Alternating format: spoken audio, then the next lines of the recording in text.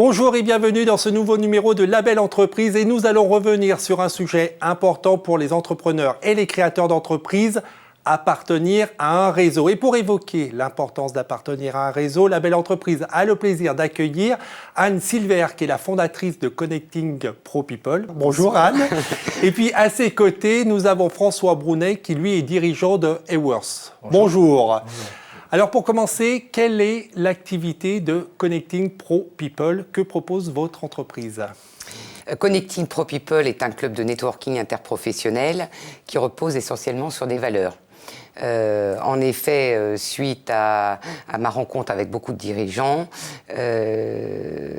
l'idée était de construire un club qui puisse porter des valeurs fortes. Alors, quelles sont ces valeurs? De la bienveillance, on en a bien besoin, et puis qu'on puisse avancer les uns les autres sans se regarder avec de la méfiance, de la défiance comme il y a beaucoup, pour justement avancer. Et ce club de networking, ça veut dire quoi? Qu'est-ce que vous proposez aux membres de votre club? Écoutez, différents événements, du moment qu'ils puissent se rencontrer déjà dans la vie réelle. Et quel genre d'événements? Si on va être très pédagogique, très concret, quel genre d'événements? Alors, pour répondre à leurs attentes, eh bien, différents événements, comme par exemple Business sans tabou. L'idée, c'est bien sûr de faire du business. Sans business, on meurt. Donc, eh bien, c'est de se rencontrer, de penser à son business, de pouvoir créer des partenariats, parler de projets, et puis faire écho à l'autre. Alors, là, c'est business, mais c'est également de proposer des événements pour échanger de bonnes pratiques ou de mauvaises pratiques pour éviter de les reproduire. C'est également de réunir dans un événement des girls in the city, donc des femmes justement pour permettre d'échanger entre elles et de voir comment concilier la vie professionnelle et la vie privée. Pas toujours donc facile. Développer l'entrepreneuriat au féminin. Bien sûr. François, vous faites partie de ce club. Absolument. Pour quelles raisons vous avez choisi d'appartenir à ce club? Pour des raisons très, très simples de valeurs que nous partageons. Ça fait un certain temps que je suis les activités d'Anne dans sa capacité à rapprocher les personnes, rapprocher les entreprises. Et j'ai toujours été très séduit par cette capacité de rapprochement et de faire en sorte de pouvoir partager tous ensemble des valeurs qui sont communes. Donc le respect, la bienveillance, le partage d'expériences, la confiance, qui est quand même des éléments très importants et qui me permet moi en tout cas, de pouvoir participer activement à ce réseau et d'en retirer, j'espère en tout cas, tous les bénéfices intellectuels et professionnels qui vont bien. Et si je suis un peu simpliste et caricatural, ça veut dire que dans votre vie professionnelle, le monde est plutôt hostile et que le fait d'appartenir à ce club d'entrepreneurs qui est plutôt bienveillant, ça fait une petite pause et ça permet d'échanger de bonnes pratiques avec d'autres dirigeants? Alors, le monde est hostile, pas toujours, mais en même temps, le monde économique n'est pas simple, on est tout à fait d'accord. Le dirigeant est parfois un peu seul et certains clubs sont plus appropriés que d'autres justement à se retrouver, à pouvoir partager, à faire en sorte que l'on se rencontre sur les sujets qui peuvent être communs ou des sujets très différents sur lesquels on peut aborder une connaissance que nous n'avons pas, une formation qui peut être continue par exemple, ou simplement donc des sujets dont on parlait tout à l'heure, qui seront des sujets communs sur lesquels on veut vraiment se bonifier et apporter une valeur différente. Et alors Anne, quelle est la méthode que vous avez mise en place pour être sûr de répondre aux attentes des entrepreneurs membres de votre réseau? Pour construire effectivement ce club, je me suis appuyée sur des parrains qui sont des dirigeants de tous horizons, de toute taille d'entreprise, justement pour qu'ils puissent me guider dans leurs besoins, dans les attentes, à répondre à d'autres dirigeants. Vous l'avez évoqué tout à l'heure, business sans tabou. Est-ce que ça veut dire que quand on fait partie d'un réseau, derrière, il peut y avoir aussi une finalité commerciale et se dire, tiens, ça va peut-être être l'occasion de rencontrer de futurs clients?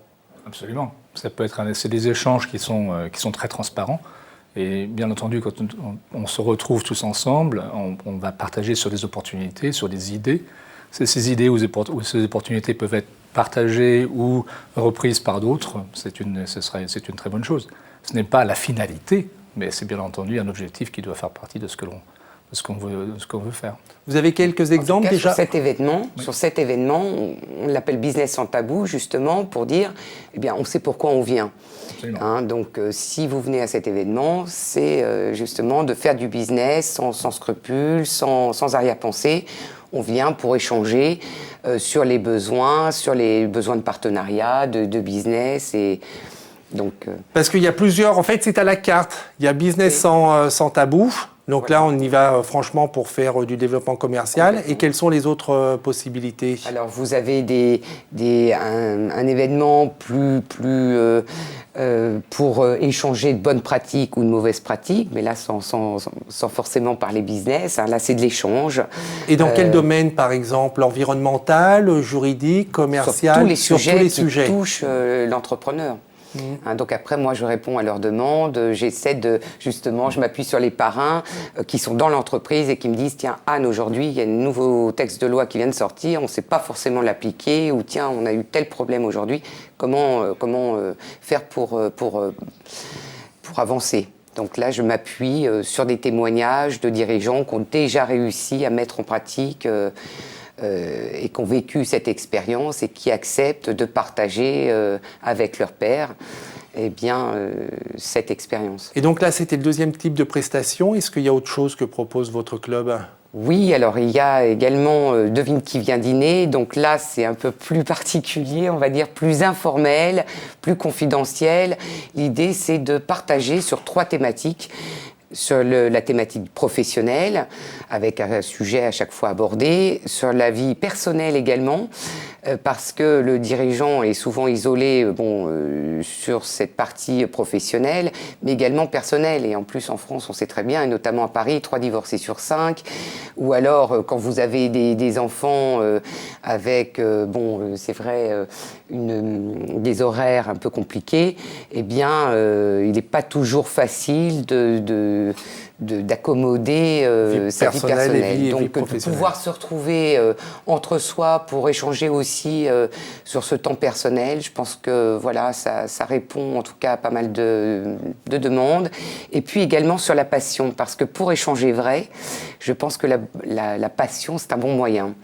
D'aborder, je ne sais pas, l'automobile. Si vous êtes un fan d'automobile, vous allez parler avec le cœur. Et donc, les dirigeants qui s'inscrivent, c'est qu'ils ont une passion sur l'automobile et donc ils vont partager le vrai. De là, vous allez tisser des liens d'authenticité, des liens de confiance. Et donc, pour échanger par la suite sur des sujets peut-être. Alors, moi, je suis plus sur l'onologie que l'automobile, mais ça, c'est. C'est vraiment découvrir la personne, en fait. Et l'idée de se connaître. Une partie de l'idée du club, c'est cela, c'est d'instaurer la confiance. La confiance ne se décrète pas. Et on l'obtiendra beaucoup plus facilement si on s'ouvre à l'autre. Et donc, la confiance dans ce club est très importante. Quelle est l'activité des Worth? L'activité des Worth, nous sommes dans l'aménagement des espaces de travail, nos espaces tertiaires, espaces de travail, et accompagner les entreprises, nos clients, dans leur transformation d'entreprise. On voit beaucoup d'entreprises en ce moment qui se posent beaucoup de questions par rapport à l'évolution du travail, des modes de travail. Et nous pensons extrêmement vivement que l'aménagement est un support important à ces changements qui ont lieu en ce moment, qui sont de plus en plus rapides d'ailleurs, et de plus en plus impactants pour l'entreprise. Quelle est la qualité qu'il faut avoir pour être membre d'un réseau, d'un club? On vient avec sa personnalité ou quand même, quand on a quelques petits défauts qui ne collent pas bien avec le réseau, il faut essayer de les corriger? J'aime l'entrepreneur, j'aime le service. Je pense que tout entrepreneur, à partir du moment où il est bienveillant et qu'il a envie de jouer de ce jeu, de tisser des liens de confiance pour avancer, peut arriver chez nous sans aucun problème. Le critère principal, c'est l'ouverture. Voilà, voilà. Donc, c'est penser à soi, à son business, mais également faire écho à l'autre. Et après, ça me permet justement de créer des passerelles, parce que c'est ça l'idée. Dans ce club, c'est de tisser des passerelles entre les uns et les autres, des passerelles qui leur vont bien à chacun, en fonction de leurs besoins et de leurs attentes, de leurs ambitions. Et même si le réseau est bienveillant, ce n'est pas toujours évident d'intégrer un nouveau réseau. Alors comment se passe la première rencontre et est-ce que là vous avez des petites astuces pour ceux qui vont rejoindre un réseau, savoir quelle attitude adopter pour la première rencontre? Écoutez, un rendez-vous en tête-à-tête au départ, je pense que c'est très intéressant. Ça permet de mieux se connaître, ça permet de l'accueillir, de lui apporter un peu déjà de confiance. Hein. Et puis ensuite, je présente aux parrains, qui sont des dirigeants, comme je le disais tout à l'heure, de toute taille, de tout secteur, qui vont mettre l'entreprise à l'aise sur tous ces sujets, en fait. C'est une question de partage de valeurs. Si les valeurs sont partagées, il n'y a pas de problème d'adhésion. Si les valeurs ne sont pas partagées, c'est plus compliqué. Donc ce n'est pas ouvert à tous. Il faut partager les valeurs. Est-ce qu'il y a une dimension internationale au club? Est-ce qu'on peut imaginer que des entrepreneurs étrangers viennent faire partie du club, ou est-ce que vous avez des projets pour accueillir des entrepreneurs étrangers? Oui, tout d'abord, c'est un club assez récent, mais ce que je souhaite avant tout, c'est que les petites et les grandes entreprises nous rejoignent afin déjà qu'elles puissent travailler ensemble et justement s'entraider sur l'export. Et puis la deuxième chose, effectivement, la deuxième ambition, c'est d'accueillir les entreprises étrangères lorsqu'elles viennent à Paris pour un rendez-vous dans nos soirées, parce que de créer du lien, de pouvoir se rencontrer, ça redorerait un peu notre accueil déjà parisien, enfin français et plus particulièrement parisien pour l'instant. Et puis pourquoi pas qu'il se passe de belles choses. Merci pour cet éclairage. Merci. Merci de votre accueil. Et pour ceux qui veulent en savoir plus sur votre activité, évidemment, il y a les sites internet connectingpropeople.com et aworth.com. Pour revoir cette émission, c'est demain.fr.